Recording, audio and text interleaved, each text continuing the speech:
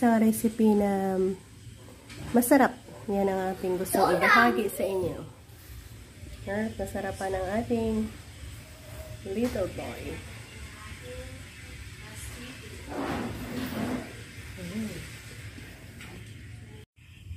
Recipe na aking gustong ibahagi sa inyo. Ayan, meron akong 4 na slice ng pork belly. Samahan niyo ako sa ating pagluluto kung paano natin gawing crispy ang ating pork belly na ito.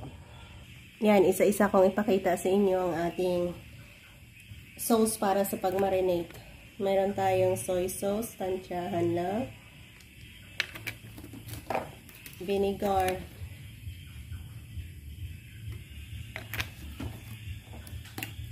Yan, black pepper.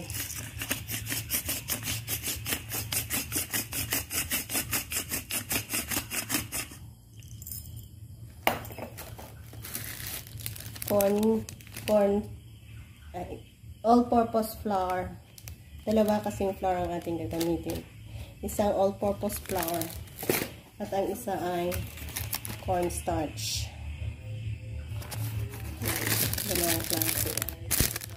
Isa yan sa magpapapalapot at magpapakrispy sa ating recipe na ito.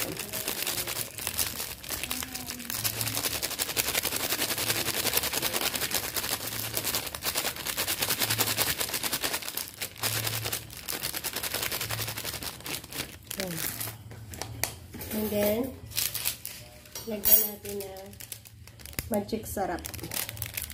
Konti. Ganyan lang kadami. Lagyan din natin ng asin. At oyster sauce.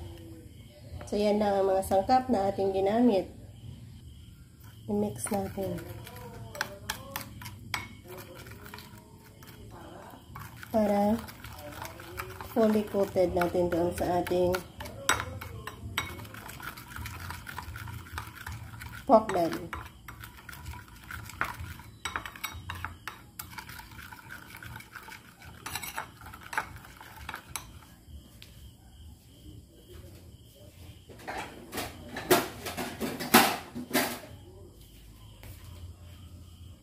Para ma-coated natin ng maigi, dito natin ilagay sa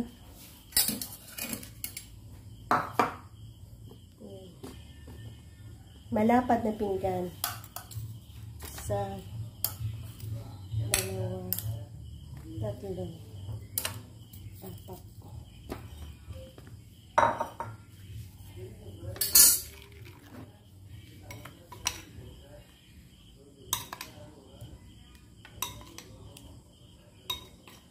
Gawin natin crispy, crunchy.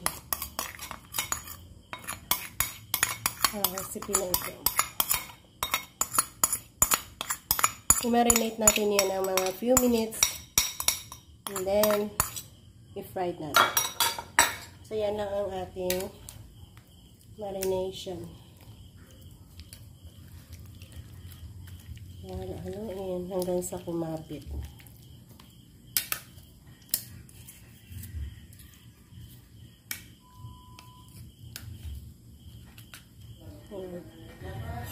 Para madaling mag-absorb, lagyan na lang natin ng butas-butas.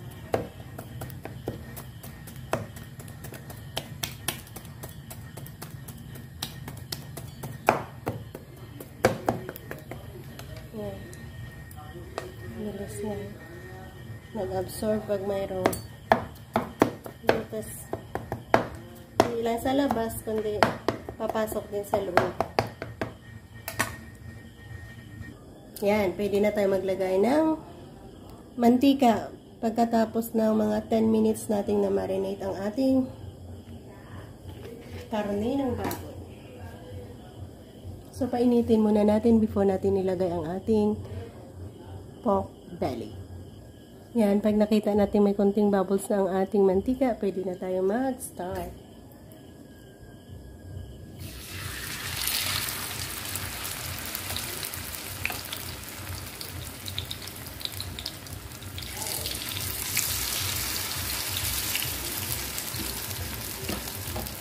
Pagkasyahin na lang natin dito.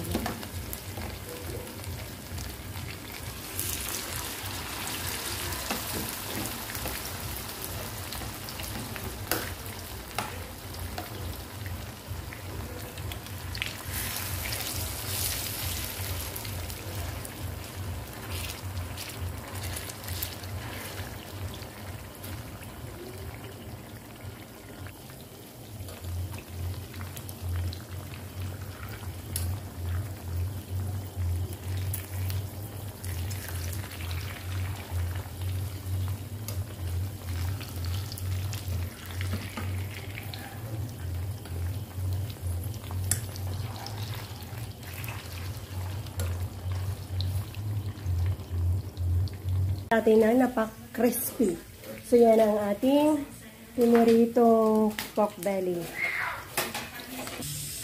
Cut natin ang maliliit para 1 bite 1. Eat.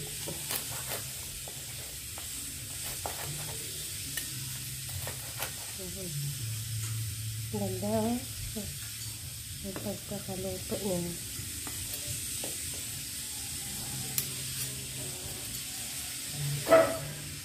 Ayan, at naubos na natin cut. Ayan na, oh, sarap. Crispy, crunchy.